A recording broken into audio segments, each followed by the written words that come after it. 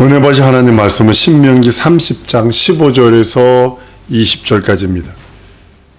내가 선택한 하나님의 영원한 생명이라는 제목입니다. 내가 선택한 하나님의 영원한 생명입니다. 하나님은요,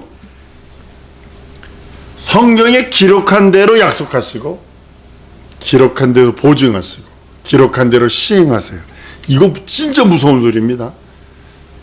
여러분이 하나님의 말씀에 기록한 그 약속과 그 언약과 그 말씀을 기억하지 못하고 믿지 못한다면 하나님은 여러분들에게 시행하지 않습니다. 그러나 그 말씀을 믿고 의지하고 순종한다면 그 말씀대로 순종한다, 시행하신다는 사실을 아셔야 합니다. 오늘 민수기 23장 19절에 하나님은 인생이 아닌 시건치 아니하 인자가 아니 후회가 없으시도다. 어찌 그 말씀하신 바를 행치 아니하시며 하신 말씀을 실행치 아니하시랴. 그래서 하나님은 기록한 대로, 성경에 기록한 대로, 약속한 대로 그대로 시행하십니다. 한번 따라하십니다. 하나님, 약속대로 내게 시행하시옵소서. 내가 믿고 의지합니다. 여기까지 가야 되는 거예요. 내가 믿고 의지하오니 내게 시행하시옵소서. 하나님의 약속이 내게 시행하시옵소서. 성경에는 하나님께서 인간들에게 복을 주시고자 하는 많은 약속의 내용들, 언약의 내용들이 풍성하게 채워져 있습니다. 값없이 내게 와서 젖과 꿀을 사라 하신 이유가 바로 거기 있는 것입니다. 하나님은 자기의 능력을 제한하지 아니하시고 인간들을 위하여 한량없이 부어주시기를 원하십니다. 야고보서 1장 5절에 이렇게 말합니다. 너희 중에 누구든지 지혜가 부족하거든 모든 사람에게 후히 주시고 꾸짖지 아니하신 하나님께 구하라. 그리하시면 주리라. 주신다고 그랬어요. 하나님이 주시기로 약속하시고 주시길 원하시고 가장 큰 것 주시기 원하고 가장 하나님의 지혜는 예수 그리스도뿐이었거든요. 예수 하나님의 지식이고 하나님의 능력이고 하나님의 이적이고 하나님의 표적이고 하나님의 응답입니다. 그래서 예수 그리스도가 없으면 우리 심령 속에 우리는 아무것도 할 수 없어요. 그 말씀을 고린도전서 1장 24절에 오직 부르심을 입은 자들에게는 유대인이나 헬라인이나 그리스도는 하나님의 능력이요 하나님의 지혜니라. 1장 30절에는 말합니다. 너희는 하나님께로부터 나서 그리스도 예수 안에 있고 예수는 하나님께로서 나와서 우리에게 지혜와 의로움과 거룩함과 구속함이 되었다라. 그래서 그리스도 예수는 한 번 더 따랐습니다. 예수 그리스도는 하나님의 지식이요 하나님의 능력이요 하나님의 이적이요 하나님의 표적이요 하나님의 응답이다. 이것이 나와 내 삶 속에 가장 큰 이슈가 되어야 됩니다. 하나님께서 독생자 예수 그리스도를 세상에 보실 때는 이 땅에 우리들을 위해서 보내실 때는 자기 안에 있는 모든 것들을 아끼지 아니하시고 다 주시기를 원하시는 하나님의 굳은 결심이거든요. 굳은 결심. 그래서 여러분들 하나님께 기도할 때 이렇게 기도해 보세요. 하나님, 나 이것뿐이 안 되는 것을 불쌍히 여겨달라 기도하세요. 이것뿐이 안 되는 것을. 아들을 주니까 뭘 숨기겠어요?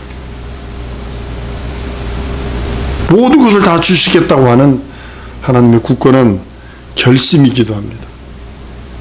로마서 8장 32절에 자기 아들을 아끼지 아니하시고 우리 모든 사람을 위하여 내어주시니가 어찌 그 아들과 함께 모든 것을 우리에게 은사로 주지 않겠느냐라고 말씀하셔서 그 말씀 안에 있는 언약, 그 말씀 안에 있는 약속 그대로 시행하세요. 내가 믿고 의지한다면. 하나님은 성경이 기록된 약속대로 인간들에게 복을 주십니다. 다만 우리가 이를 선택하지 아니하느냐 하느냐에 대해서 소유할 수 있느냐 소유할 수 없느냐가 이제 구분되는 겁니다. 하나님께서 주신 그 말씀을 내가 선택하느냐, 그냥 의심 반, 한쪽은 걸어놓고 그건 없는 걸로 취급해버리니까요. 인간들의 그 의지에 그 복의 그 소유할 수 있는 여부가 달려 있습니다. 내가 그 복을 소유할 수 있는지, 그 복을 소유할 수 없는지, 그것이 내 의지에 달려 있어요. 쉽게 말하면 내 밥상을 차렸는데 그 밥상을 내가 먹을 수 있는 의지도 있고 안 먹을 수 있는 의지도 있다라는 거죠. 저는 LA에서 그 이야기를 듣고 놀랬잖아요. 오래전에 얘기 드린 겁니다. 백인 할머니가 맨날 그 코스커터 그 큰 그 카트 끌고 다니면서 한 푼 주세요, 한 푼 주세요 한다. 그러니까 백인 할머니가 그러니까 막 달러 줬다고. 근데 홈리스예요. 근데 그건 가난한 줄 알았어요. 그 사람이 죽었어요. 근데 그 카트 안에 2억이 넘는 돈이 그 안에 들었었다. 그렇게 할 수도 있어요.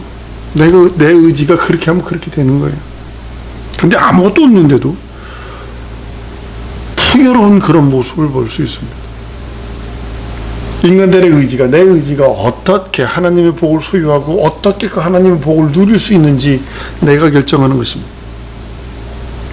하나님께서는 다 내려주셨기 때문에 아들을 주시니까 아들과 함께 가장 소중한 것을 우리에게 주셨는데 다른 것은 그냥 아들만 소유하고 있으면 다 주신다는 겁니다. 신앙생활은 차든지 뜨겁든지 분명한 태도가 있어야 됩니다. 미지근하면 안 됩니다. 토해내 친다고 그러십니다. 아브라함이 하나님의 계획을 만약에 거역했다면, 상상해 보셨어요? 아브라함이 하나님의 계획을 거역했다면 하나님의 계획은 아브라함을 통해서 회복받았을 것입니다. 또 야곱이 하나님의 계획을 거역했다면 하나님의 계획의 야곱을 통해서 회복받았을 것입니다. 마리아가 하나님의 계획을 회복했다면 하나님의 계획이 회복받았을 것입니다. 이와 같이요, 하나님의 일은 순종하지 않는 것에 의해서, 순종하지 않는 자들에 의해서 회복받을 수 있습니다. 마치 초기의 요나처럼, 요나가 하나님의 뜻을 니느웨에 가서 외쳐라 했는데 그것을 거부하고 다시 제주도로 도망가는 것처럼 회복받을 수 있어요. 그런데 하나님은 끝까지 물고기라도 대령시켜가지고 하나님의 뜻을 이루신다는 사실을 아셔야 합니다. 늘 말씀드리죠. 마리아가 극구 동정녀 탄생을 부정했다고 예수가 이 땅에 안 오셨을까? 저는 아니라고 봅니다. 다른 마리아를 찾아서라도 하나님께서 하셨을 것입니다. 세상의 삶의 족보들은요, 장자의 족보입니다. 우선권이 장자입니다. 전부 다.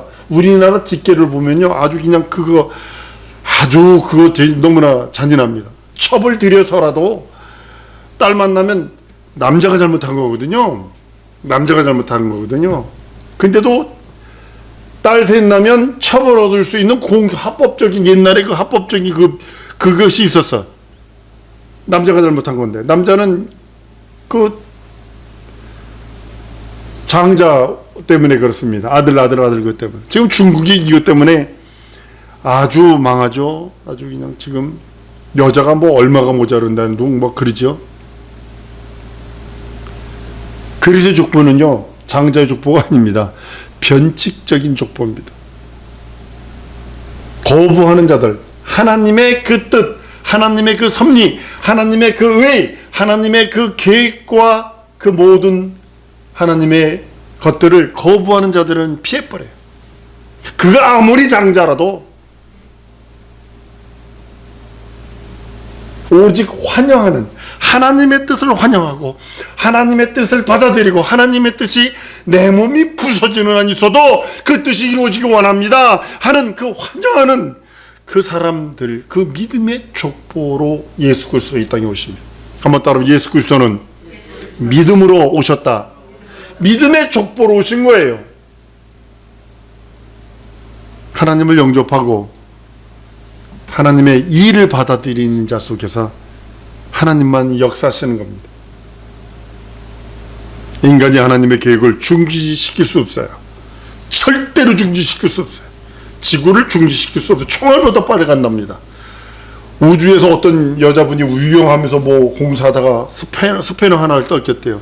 그 스패너 하나가 3억 이상 간답니다. 그거를 지구에서는 얼마 주고 살 수 있는 건데 그거를 로켓에다 실어서 걷다가 올려보려면 몇 억 든답니다. 근데 그것이 얼마나 빨리 하냐면 총알보다 빨리 날아간대요. 총알보다 빨리. 거기서 툭 던진 건데. 여러분들, 인간이 하나님의 계획은 중지시킬 수 없어요. 만약 하나님의 계획을 중지시키면 지구를 세워버려야 되는 거예요. 지구가 서는 순간에 모든 것은 끝입니다. 태양이 닿는 데는 타서 죽을 거고, 태양이 닿지 않는 곳은 얼어 죽을 것입니다.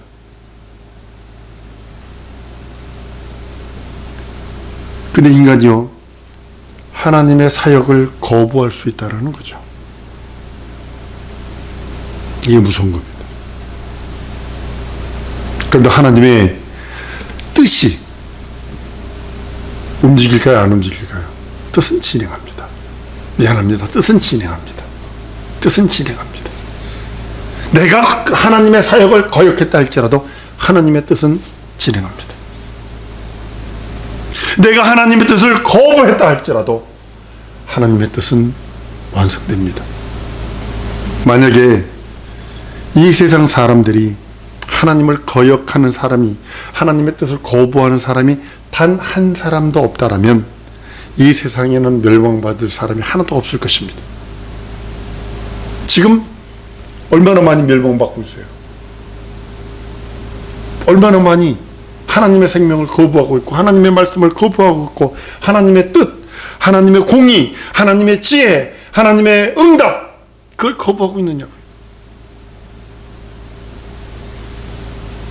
하나님이 모든 사람에게 구원을 베풀어 주시면, 그대로 받으면, 거부하지 않고 받으면 구원인데 다 거부하잖아요. 다른 이유를 대서, 이런 이유 저런 이유를 대서. 모든 사람들이 하나님의 영광의 빛을 거부할 권리도 있고 받아들일 권리도 있어요. 잘 아셔야 합니다. 거부할 권리도, 구약 성경은요, 불순종 때문에 멸망받은 거고, 신약 시대 사람들은 불신앙 때문에 주저받는 거예요. 불순종은 누가 하느냐? 지금 신약 시대는 예수 믿는 사람이 불순종한다니까요. 불신자들이 생겨나죠.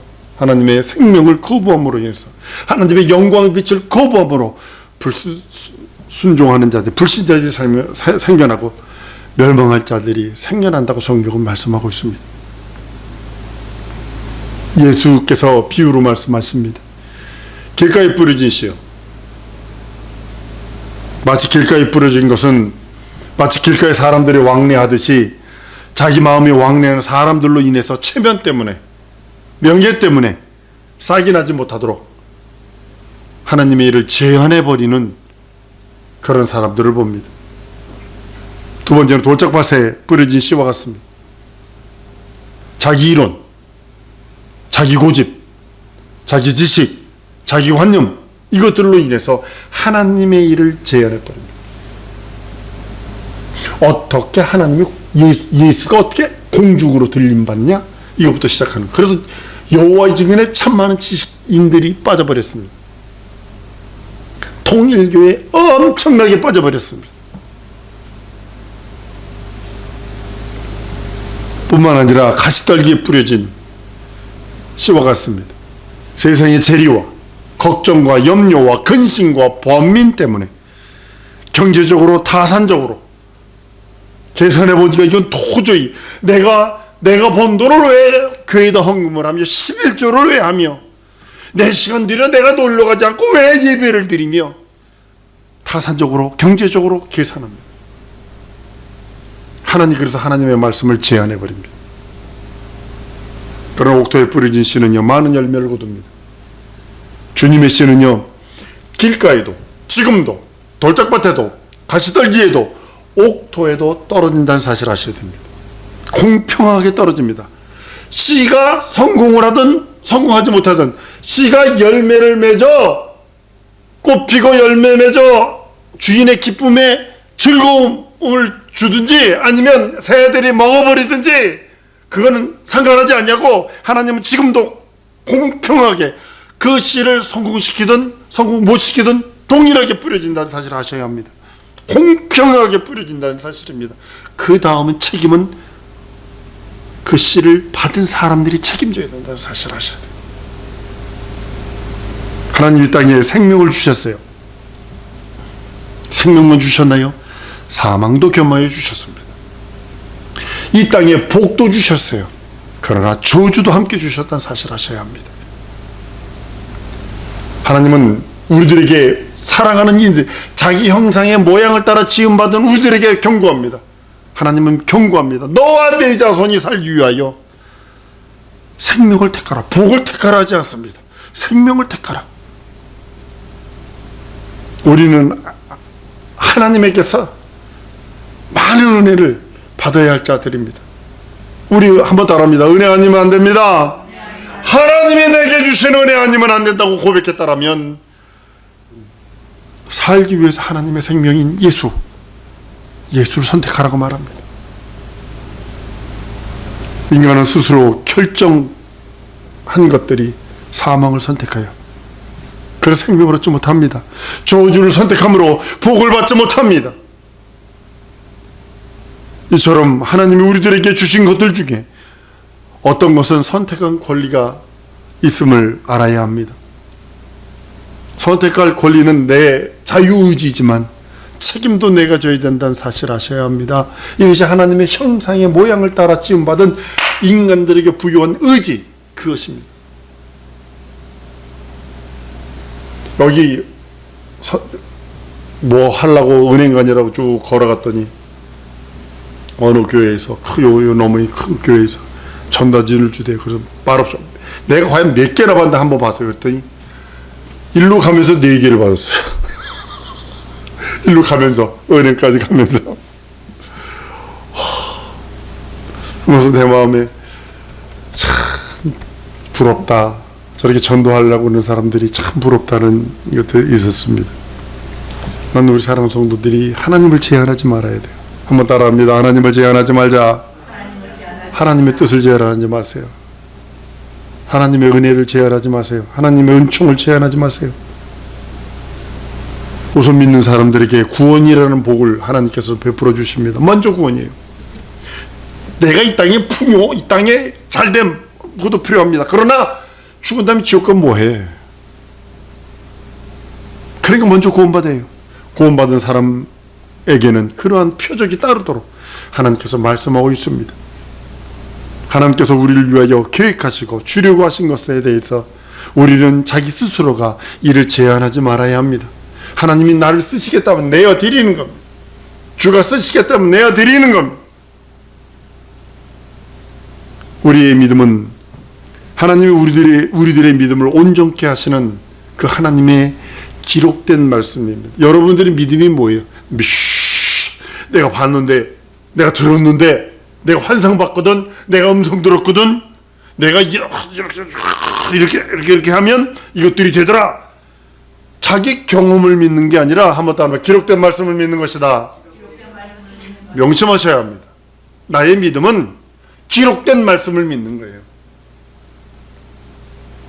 환상도 볼 수 있고 음성도 들을 수 있고 내가 어떻게 하면 어떻게 한다는 그런 모두 있을 수 있어요. 뭐 귀신주도 눈 뒤집어 까가지고 막 하는 사람도 있고 막 눈 눌러가면서 하는 사람도 있고 별의별. 그것이 아니라 한 번 더 따라하십니다. 기록된 말씀이 내 믿음이다. 예, 그거예요. 성경은 믿는 자에게 구원이 있다고 그랬어요. 약속하셨기 때문에 우리 그걸 믿는 거예요. 성경은 믿는 자들이 이런 일을 할 것이다 라고 말씀하셨어요. 그래서 예수 이름 따라 그 명령으로, 그 말씀 따라 그 명령으로 하는 것입니다. 순종하는 것입니다. 성경이 이를 확실하게 보증해 주고 있기 때문에 우리는 그대로 따라가는 것뿐입니다. 예수께서 이 땅에 오셨을 때 사람들에게는 내가 그리스도인 걸 나타내지 마라 하시더니 마귀에게는 자기를 드러내시잖아요. 그러니까 마귀가 시험하잖아요. 마귀가요, 예수를 시험할 때요, 그대로 그것을 우리들에게도 적용시킨다는 사실을 아셔야 합니다. 근데 예수는요, 자기 힘으로 물리치지 않으셨어요. 자기 힘으로 뭐, 눈 뒤집어가고 이 찢어가면서 막 씨름한 거 아닙니다. 기록되었으되, 여기서 끝내버렸어요. 기록되었을 때, 기록된 말씀 가지고, 마귀의 유혹, 세상 임금을 쫓아내고 세상 임금이 다시는 시험하지 못하도록 만드셨다는 사실을 아셔야 합니다. 한번 더 따라하십니다. 기록되었을 때 이 말씀으로만 하는 거예요. 이 말씀, 기록한 그 말씀이 내 믿음이요, 기록한 그 말씀 따라 순종하는 것이 내 순종이요. 믿고 의지하고 진정으로 증거 간증하고 나타내는 것이 무엇이냐? 기록된 말씀.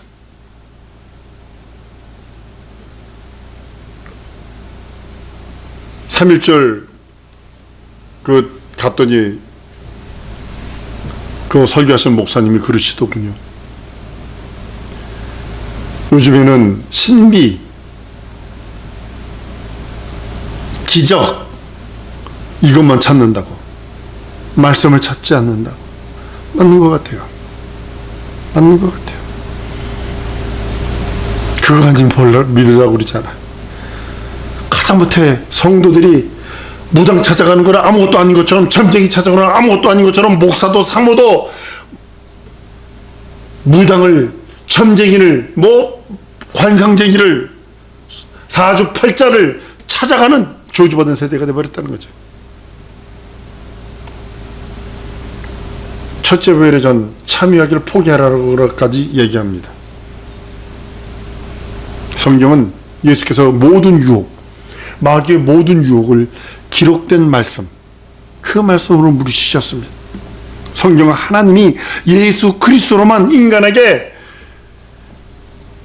멸망에서 구원한다고, 오직 예수 그리스도만이 인간을 멸망에서 구원한다고 말씀하고 있습니다.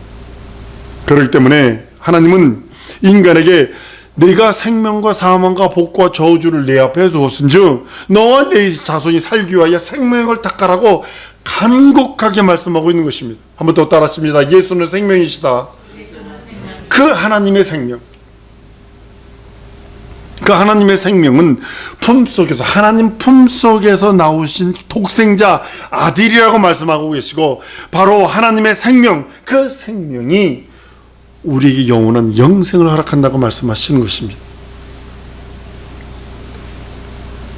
하나님은 분명히 하나님의 품속에서 나온 독생자 예수 그리스도를 믿어야 영생을 한다고 말씀하셔서, 주님은 말씀합니다. 요한복음 6장 53절 이하, 예수께서 이르시되 내가 진실로 진실로 너희에게 인자의 살을 먹지 아니하고 인자의 피를 마시지 아니하면 너희 속에 생명이 없니라. 내 살을 먹고 내 피를 마시는 자는 영생을 가졌고 마지막 날에 내가 그를 다시 살리리니 내 살은 참된 양식이요 내 피는 참된 음료라 라고 선언하셔서,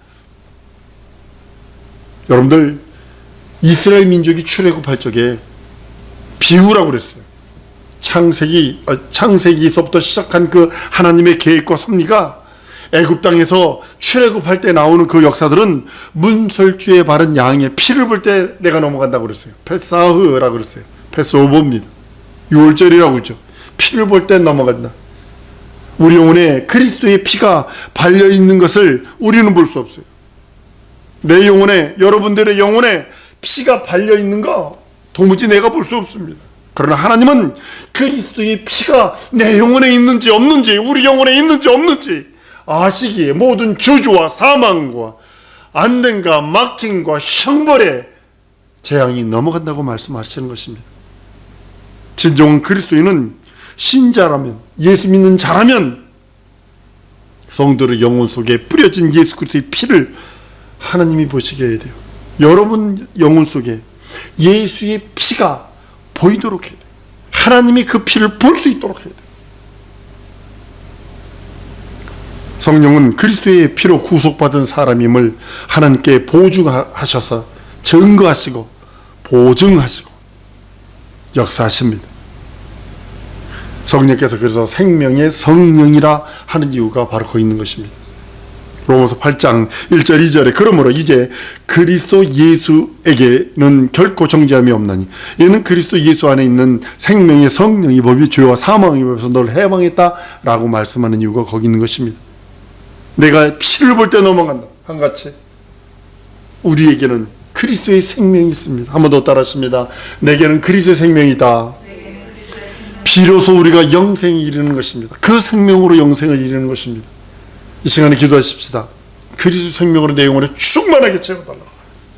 그 생명이 가사 상태로 숨만 겨우 쉬는 것이 아니라 생명을 전해주고 생명을 낳을 수 있는 그런 충만한 생명, 그런 생명이 내 영혼에 차고 넘치게 해달라고 우리 다 같이 통성으로 기도하십니다.